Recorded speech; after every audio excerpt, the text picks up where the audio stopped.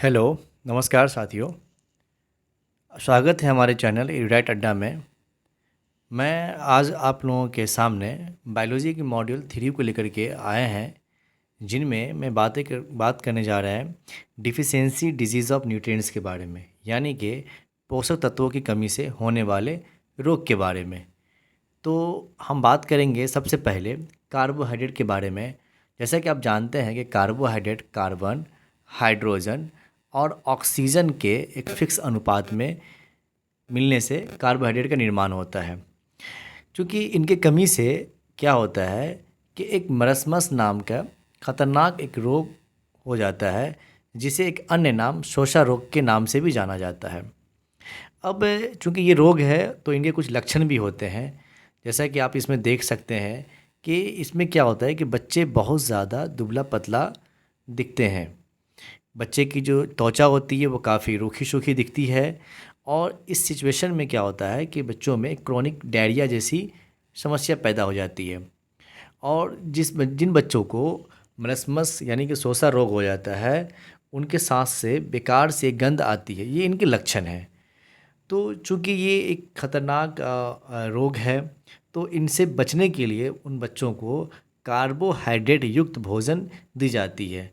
यानी कि एटलीस्ट उनको पर डे 150 किलो कैलोरी के हिसाब से अगर उन्हें कार्बोहाइड्रेट्स बच्चों को दी जाए तो इस रोग से बचा जा सकता है। इस सिचुएशन में डायरिया की स्थिति पनपती है, तो उससे बचने हेतु ओआरएस का भी इस्तेमाल किया जाता है। अब हम बात करेंगे फिर आगे प्रोटीन के बारे में। प्रोटीन की कमी से क्वाशियोकोर नामक रोग होता है, जिसे हम सूखा रोग भी कहते हैं। जिन लोगों को क्वाशियोकोर नामक रोग होती है, उनके जो कुछ लक्षण हैं, जैसे कि इसमें क्या होता है कि बच्चे काफ़ी दुबला पतला इसमें भी दिखते हैं, हड्डियां नज़र आती है। इसमें क्या होता है कि एक ध्यान देने वाली बात यह है कि इसमें क्या होता है कि बच्चे का जो पेट होते हैं ना, वो काफ़ी बड़ा आपको दिखेगा। और ये बड़ा दिखने का एक कारण ये होता है क्योंकि इसमें क्या होता है कि बच्चे के जो पेट में जो लीवर होता है, लीवर का जो है अपने साइज जो होता है ना, वो जो उनका आकार है, जो अपने आकार से वो बड़ा हो जाता है। और फैटी लीवर भी इसमें हो जाते हैं। ठीक है, तो इस बात को ध्यान रखेंगे। दूसरी बात यह है कि अगर किन्हें क्वाशियोकोर रोग हो जाती है, तो उसे प्रोटीन युक्त भोजन जैसे कि दाल, दूध, पनीर, सोयाबीन, मांस, मछली आदि का पुरजोर उपयोग करना चाहिए इन बीमारियों से बचने के लिए। अब हम बात करेंगे विटामिन ए के बारे में। विटामिन ए, इनका रासायनिक नाम रेटिनॉल है, ये भी आप जानते हैं। इनकी विटामिन ए की कमी से बच्चों में रतौंधी यानी कि नाइट ब्लाइंडनेस हो जाती है, तथा बड़ों में जीरोफ्थैल्मिया नामक रोग हो जाता है। ठीक है, इनसे इन विटामिन से इन बीमारियों से बचने के लिए दाल, अंडा, दूध, सोयाबीन, मछली, मांस, पनीर आदि चीज़ों का इस्तेमाल करनी चाहिए।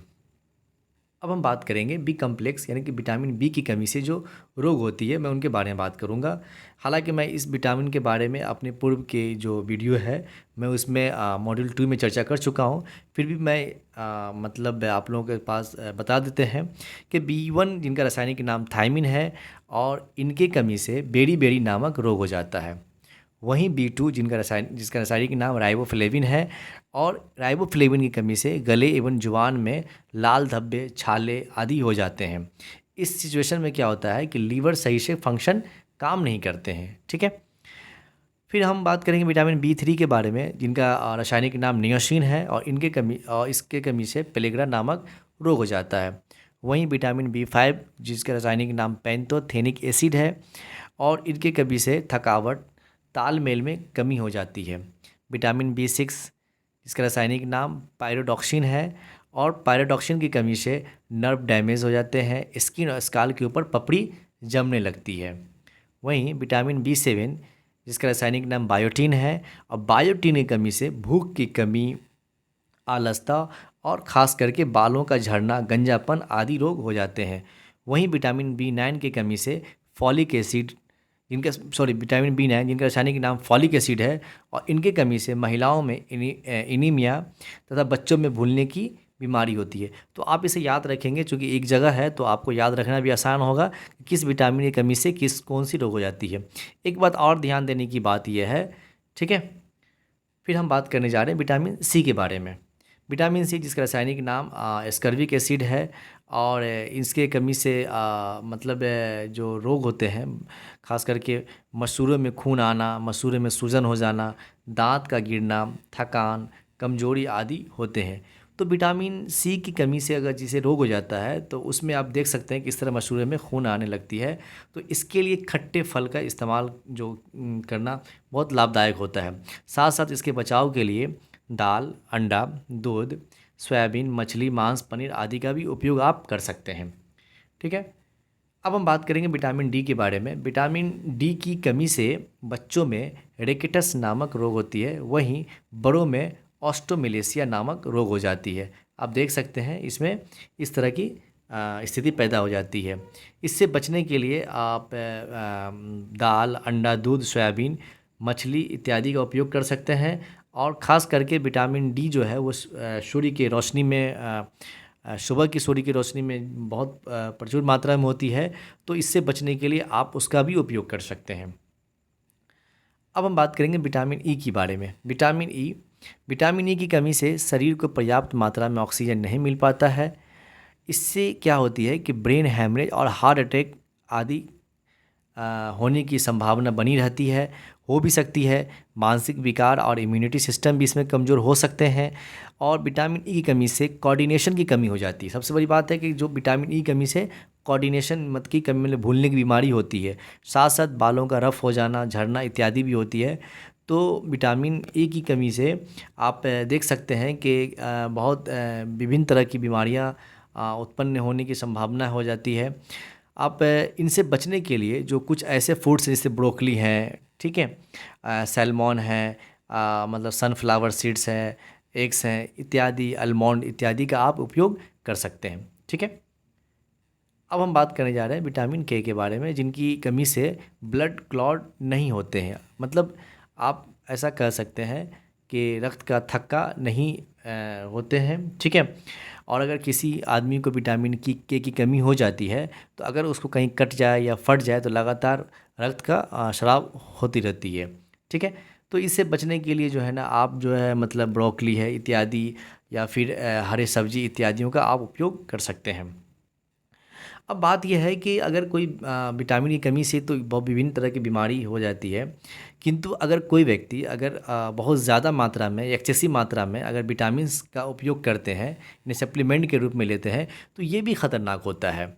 तो अगर कहा जाता है कि अगर विटामिन की प्रचुर मात्रा अगर सप्लीमेंट के रूप में लेते हैं तो इस तरह की जो समस्या पैदा होती है उसे हम लोग क्या बोलते हैं, हाइपर विटामिनोसिस बोलते हैं। क्या बोलते हैं? हाइपर विटामिनोसिस बोलते हैं। और इससे सबसे ज़्यादा इफेक्ट क्या होता है कि हमारे लीवर के ऊपर सबसे ज़्यादा इसका इफेक्ट होता है। मैं आपके सामने बताने जा रहा हूँ कि कुछ विटामिन की चर्चा करने जा रहे हैं। जैसे कि विटामिन ए की अगर बहुत ज़्यादा आप उपयोग करते हैं तो इससे आपके लीवर डैमेज हो जाते हैं। विटामिन डी की कमी से आपके हड्डी कमज़ोर हो जाते हैं, ऑस्टोमेलेसिया या फिर रेकिटस नामक रोग हो जाते हैं। किंतु अगर विटामिन डी अगर बहुत ज़्यादा मात्रा में आप लेते हैं तो भी क्या होता है कि आपकी हड्डी मुलायम हो जाती है, मतलब सॉफ्ट या भंगुर होने लगती है।